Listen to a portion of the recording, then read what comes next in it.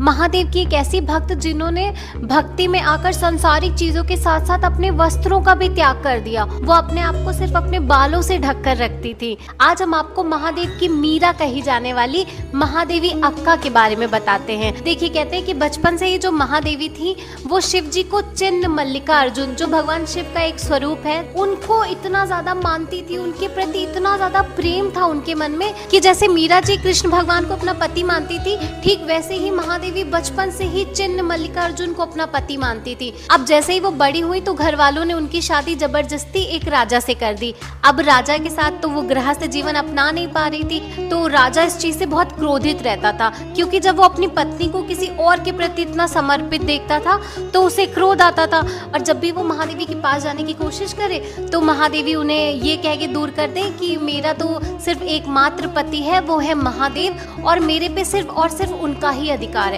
अब अपनी पत्नी के मुंह से इस तरह की बातें सुन के किसी को भी क्रोध आएगा, तो राजा भी एक बार बहुत क्रोधित हुए और भरी सभा में उन्होंने महादेवी का ऐसा अपमान किया कि पूछो नहीं। उनसे बोला कि अगर तुम मेरी नहीं हो, मैं तुम्हारा कुछ नहीं हूँ, शिव तुम्हारे पति हैं, तो तुम यहाँ पे जो ये सुख साधनों का भोग कर रही हो ये मेरा है।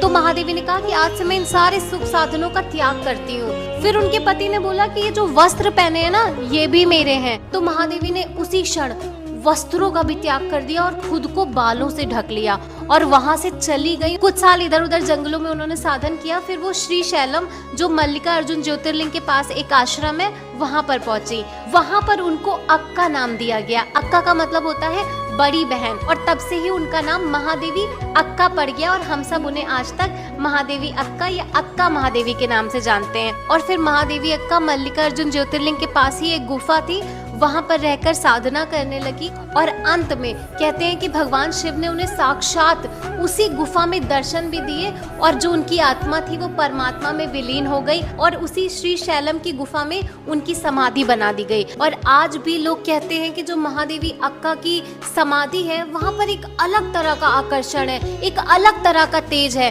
कई साधक वहां पर जाकर जब साधना करते हैं तो वो कहते हैं कि यहाँ पर एक महादेव से अलग और गहरा कनेक्शन महसूस होता है। तो देखिए, अपने धर्म में कितने महान और बड़े बड़े भक्त हुए हैं जिन्होंने भगवान की भक्ति और प्रेम के लिए सारी लिमिट्स क्रॉस कर दी और अंत में स्वयं भक्त और भगवान में कोई फर्क ही नहीं रह गया, उनकी आत्मा परमात्मा में विलीन हो गई। उन्हीं भक्तों में से एक थी महादेवी अक्का।